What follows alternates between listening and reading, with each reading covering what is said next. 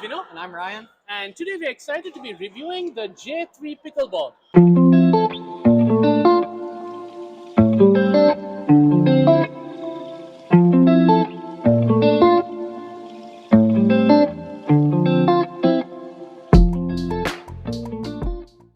Thoughts, first impressions? So some of my first impressions, it took a little bit for me to adapt to with, as far as the balance is concerned on this paddle, there's more weight towards the top, which you're a little more accustomed to playing with your Selker. Yeah. But after I got adjusted with that, one of my favorite highlights with this paddle was you could really smash down on the ball, it felt like. So that's what stood out to me. I mean, for me, I used a Selker Power for quite some time. It was one of my favorite paddles.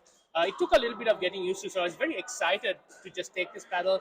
One thing that I felt was when you hit a ball on this compared to Selker, the sound seems a little bit dampened, which is really interesting. Yes. And it kind of played a bit like that as well. So let's talk about the control side, dinking. How do you like the paddle? Yeah, so from a control perspective, I was worried coming into it, but I'd say it was around an average in that department. I didn't think, I was a little concerned with it. It's a little thinner paddle, which, helps at the kitchen line with quick hands. But, when we got into dink battles, I would say it was average. Definitely, if I put some more time into it, yeah, it definitely gets the job. Yeah, I mean, I think you're spot on. Even when I was dinking with it, I felt like I had to hold back because if I pushed a little bit more, it was going to go out. Yeah. But I was surprised when I had to reset it. Yeah. I was able to control this a little bit better than my Selker because it absorbed a little bit more. Yeah, it definitely had that absorption. Yes. I noticed that too on the couple drives. That part was a highlight to me as well. And power. What do you think about the power as far as driving and hitting? Power was I'd say a couple notches above the average. Yeah. Not sure if that's accounted for by the notches the standard notches itself. But what were your thoughts on that? No, I enjoyed hitting with it, especially like if you get a good smash right like on the center. I felt the sweet spot was fairly generous. Yep. You were able to drive it and drive it well deep.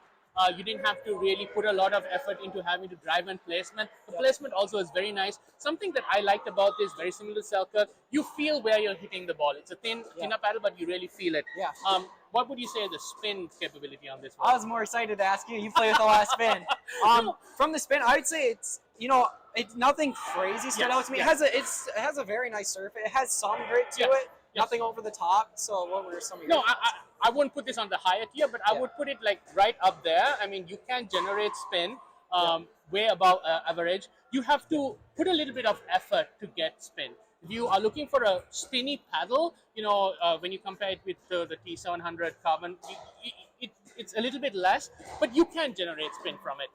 What would you say your adaptability was? Adaptability, like I mentioned earlier, getting used to the balance of the paddle, that definitely took me a little. So some of my first third shot drops were a little shaky.